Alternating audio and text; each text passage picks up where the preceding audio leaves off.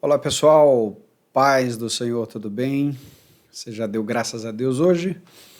Estamos aqui em mais um episódio sobre a vida de José do Egito e os nossos episódios dessa série fazem referência à vida e à família de José e temos aí o nome de As Três Capas de José do Egito. Nós vamos então, mais uma vez, mergulhar no livro de Gênesis para trazer para o nosso coração aquilo que nós precisamos para o nosso enlevo espiritual e para as decisões que nós precisamos tomar também. Vamos juntos?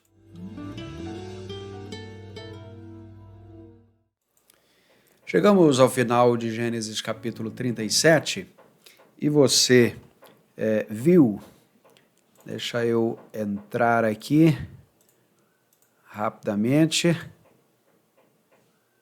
e você viu no último episódio que José foi dado como morto e Jacó, o seu pai, estava se recusando a ser consolado.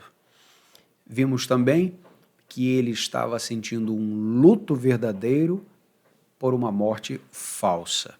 Quantas vezes sentimos coisas verdadeiramente, mas os fatos são falsos. Diante disso, as palavras de Jacó foram: descerei ao meu filho até o túmulo. E o texto diz que o seu pai assim chorou por ele. Resultado de toda essa agenda do mal contra José é que os midianitas venderam José no Egito a Potifar, oficial do faraó, capitão da guarda. Veja, nós vamos entrar agora num capítulo que, se fosse retirado de Gênesis, ninguém perceberia. Se você observar o capítulo 39, ele é exatamente a continuidade do capítulo 37, portanto, o 38, se ele não existisse aqui, você não sentiria falta. Porém, o capítulo 38 é decisivo não só na história da família de José, mas na história da redenção. É verdade. Deixa eu te contar um pouco para que você entenda que dos lados mais improváveis, Deus faz algo para a sua glória. Você percebeu até aqui que os irmãos de José trabalharam para matá-lo. Por alguma razão, pela mão da providência, isso não aconteceu. Ele foi vendido para o Egito. Quando eles chegaram em casa e viram aquela situação, o pai chorando, o pai louco de dor, uma dor aguda, intensa, com a capa ensanguentada nas mãos, a capa de José, imagine a pressão emocional, a panela de pressão que estava aquela casa. Um dia, 2, 3, o velho Jacó não se levanta, não se ergue, certamente uma depressão profunda, um desespero na alma, que só quem perde o filho conhece. Nesse momento, olha só como começa o capítulo 38. Nesse tempo, Judá deixou seus irmãos e foi para a casa de um adulamita chamado Ira. Que tempo é esse aqui, gente? Nesse tempo. Por que nesse tempo? O texto está mostrando que é naquele tempo de mentiras. Os irmãos de José sabiam a mentira, mas o pai não sabia. Então veja, um olha para o outro e aí, quem conta? Vamos contar ou não vamos? Aquela loucura.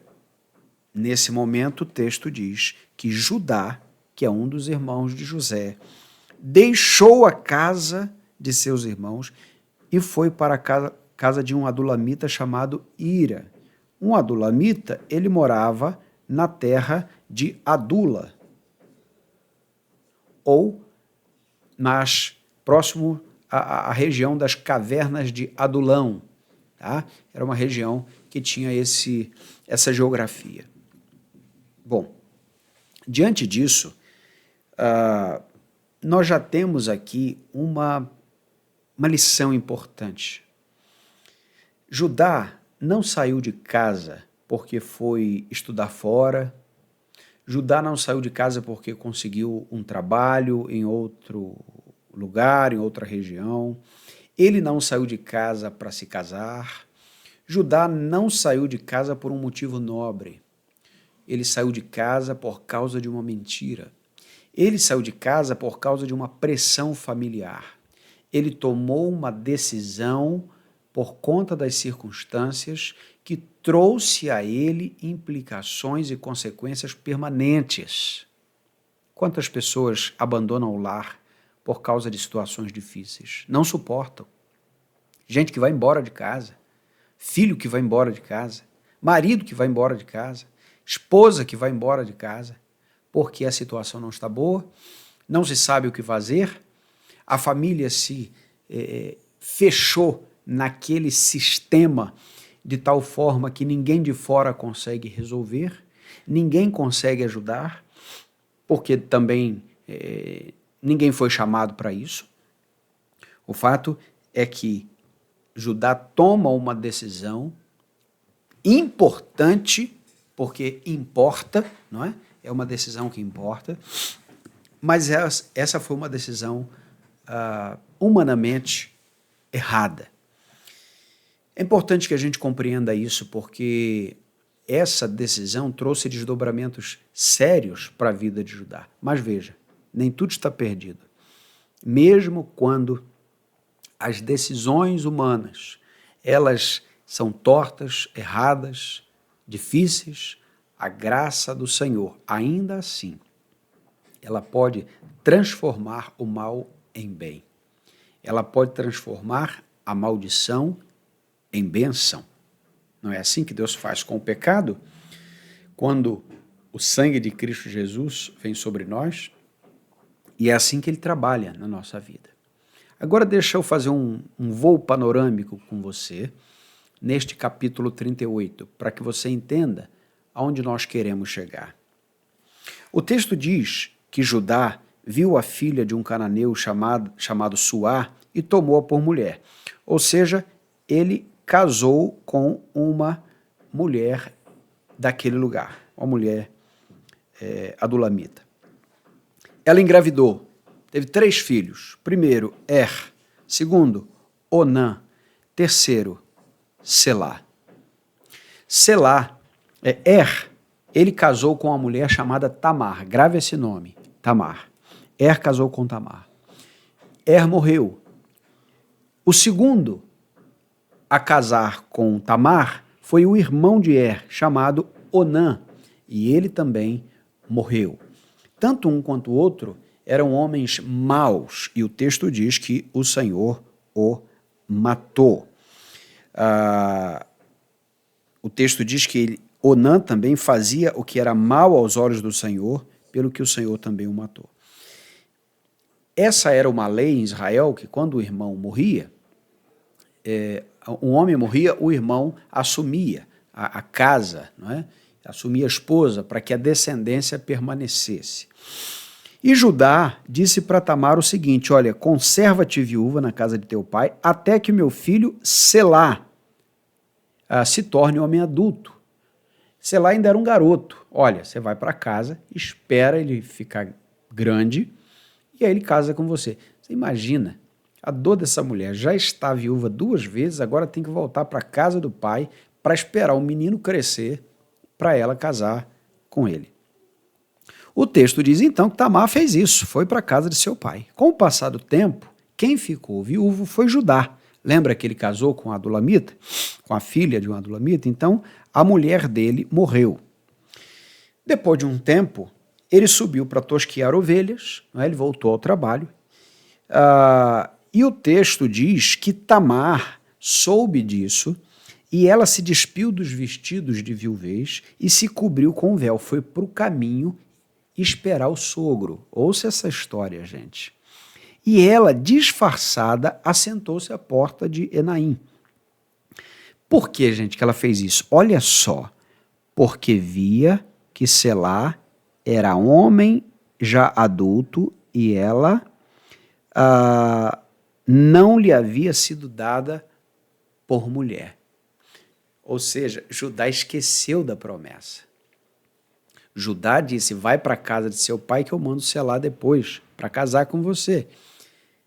Judá esqueceu, o menino ficou grande, ele virou um adulto e ela está lá, viúva, na casa do pai esperando. Agora ela tem um plano, olha só. Quando Judá, que é o sogro de Tamar, viu, achou que fosse o quê, gente? Uma prostituta. Judá estava viúvo, e aqui o peixe morre pela boca, não é? Ele olhou aquela mulher no caminho, disfarçada, não é? Um tipo de prostituta que ficava no caminho, ele achou que era uma delas, e o texto diz que, sem saber que era sua nora, e disse, olha, quero me deitar contigo. Aí ela perguntou, o que você vai me dar para deitar comigo? Ele disse, eu vou mandar um cabrito. Mas como eu não ando com um cabrito para lá e para cá, eu vou fazer o seguinte, eu vou te dar uma garantia, o selo, a corda e o cajado, foi o que ela pediu. Então me dá aí o teu selo, a corda e o cajado. Então, o texto diz que ela se deitou, não é? Ele se deitou com ela, e veja, ela engravidou.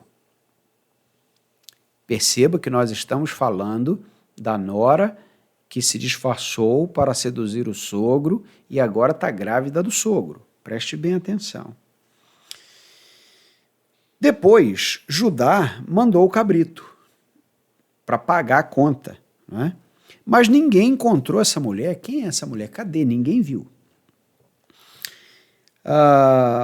Depois, veja, passados quase 3 meses, disseram a Judá, a tua nora Tamar se prostituiu e está grávida.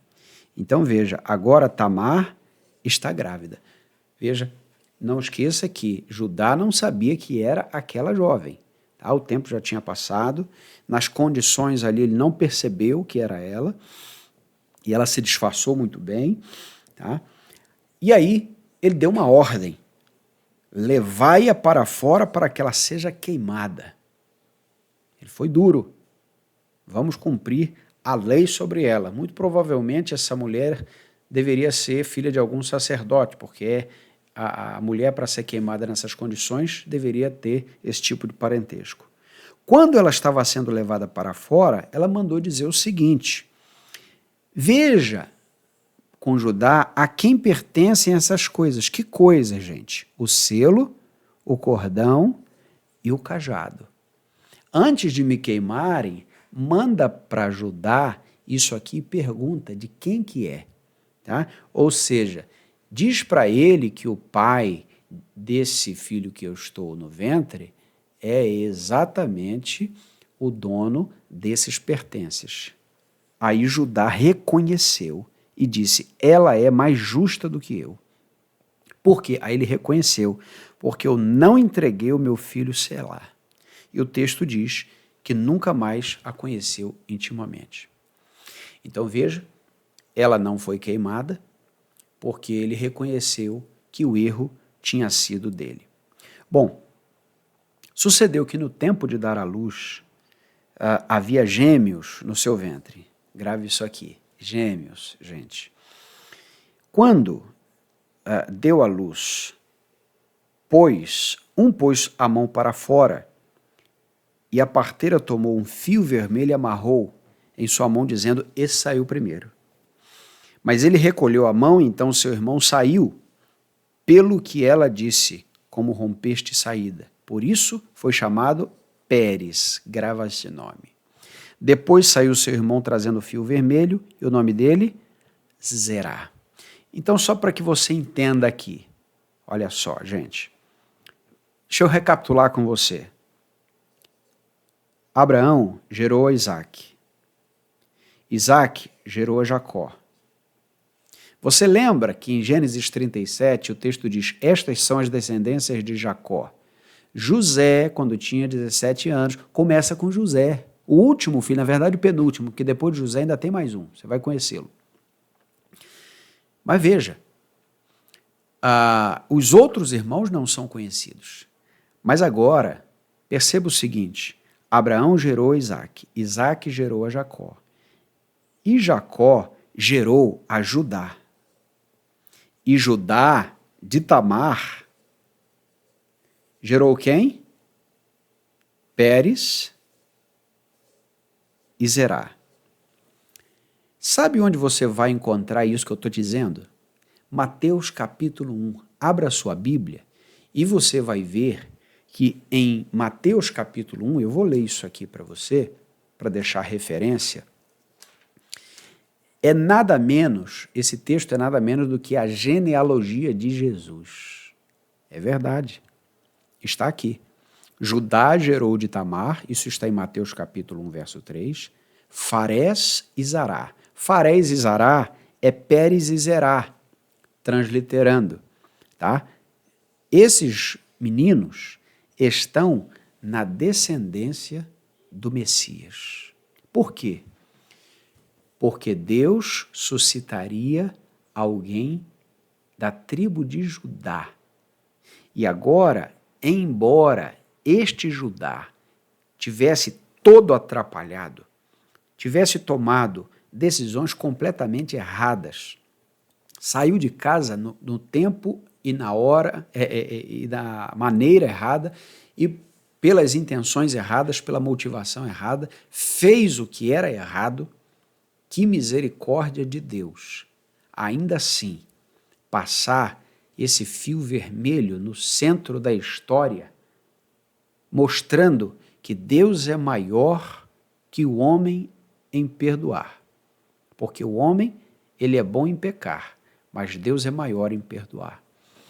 Embora as dificuldades e erros de Judá, Deus mostrou que pode, apesar das dificuldades e das decisões erradas, ele pode fazer com que tudo redunde para a sua glória. Todos os que pecaram, eles sofreram consequências, é verdade. Mas ainda assim, Deus se mostrou gracioso. O que eu quero dizer a você, finalmente, é que ainda que a sua família tenha sido formada de maneira torta, de maneira difícil, de maneira errada, de maneira completamente equivocada, saiba que você está vivo não por causa de um improviso de Deus, porque Deus não improvisa. Os homens improvisam, os homens erram, mas Deus não erra. Para você, a tua família, a tua vida pode ser um desacerto, pode ser até um infortúnio, para Deus não. Deus, ele usa os improváveis, ele usa aqueles que, aos olhos humanos, estão perdidos, para mostrar que o poder dele está acima de todos os poderes humanos. Portanto, veja, se você acha, se você nota que a sua vida é uma vida que aos olhos humanos não tem mais saída, Deus tem saída para você. Coloque isso no teu coração. Não esqueça que Deus pode fazer o que nós não fazemos. E que Ele te abençoe.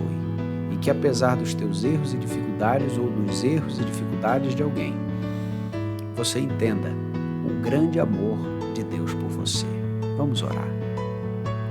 Pai querido, obrigado por esse momento, pela Tua palavra. E nós te pedimos, haja com graça na nossa história. E se há alguém, ó Deus, que carece de entender isso, carece de perceber o Teu amor, a Tua misericórdia, seja, Senhor, sobre esta pessoa. Graça e misericórdia. Em nome de Jesus nós rogamos. Amém, Senhor. Que Deus abençoe sua vida. Até o próximo episódio. Fique na paz.